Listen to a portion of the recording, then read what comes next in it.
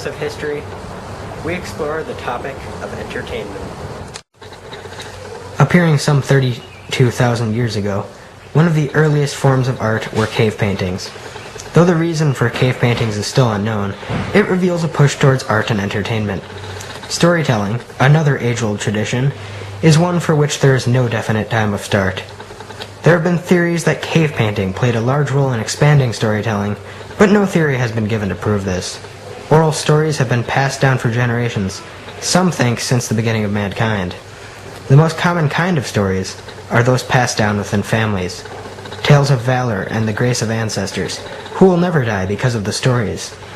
As time went on, people began to make myths and fairy tales to go along with their religions, and these also became very popular and still are today.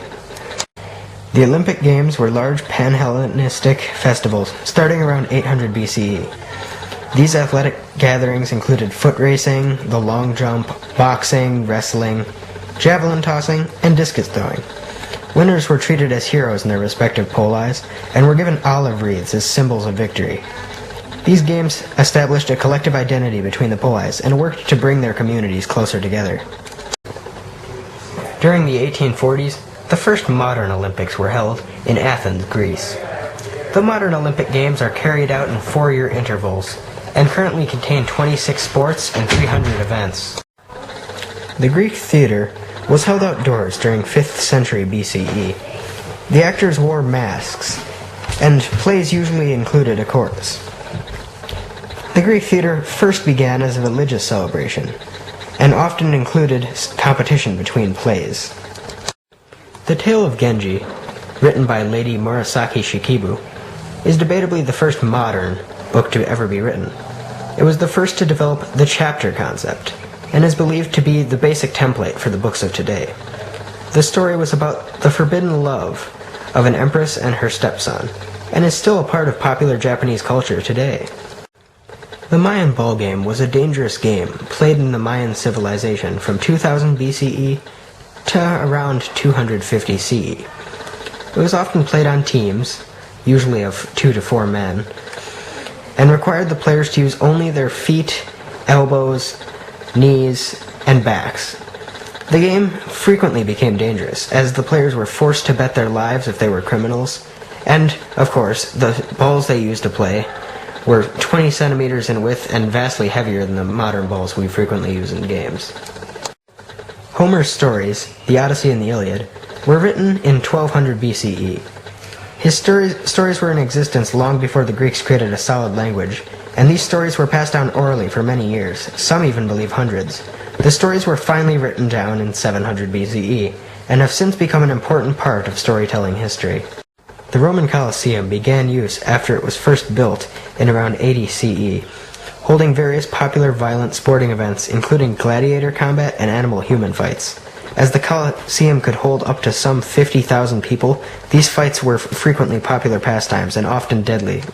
Troubadours were composers of poetry throughout the 1100s and the 1300s. The songs of a troubadour commonly spoke about chivalry and love and were popular with the women of the time. The Renaissance was a cultural movement that profoundly affected European intellectual life in the early modern period.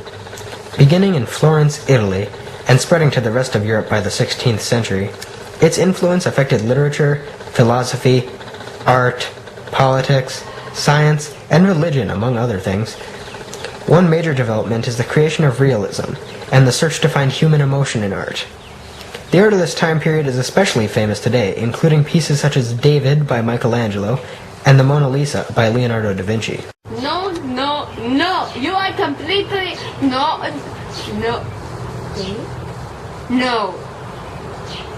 Wait, yes! It's like that, Tony. Shakespeare, an obviously influential playwright, was baptized in 1564 AD and raised by glove-making wool merchants. He acted in the Lord Chamberlain's company, and his poetry appeared before his plays. His plays only began to appear in 1594 and gained rapid popularity. By his death in 1616, Shakespeare died. The circle of life that improves us all. Broadway began in the early 1900s, portraying pleasant and basic scenarios. It reached its peak in the 1920s, bringing a new life to theater with plots revolving around the problems of humanity. During the late 1920s, as an impact of communism's rise in Russia, many actors and crew workers on Broadway became communist, and the theater was used as a tool to promote those ideals. Theater also played a role in the war effort during the Second World War. Even after a slight decline in the 1940s with the introduction of television, Broadway remains a popular tourist destination.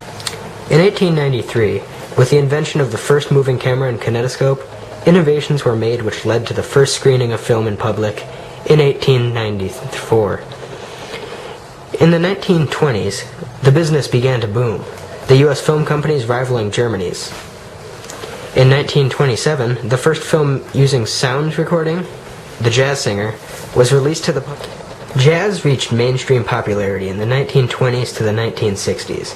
It was a blend of African and European musical traditions that began to develop in African American communities during the early 20th century.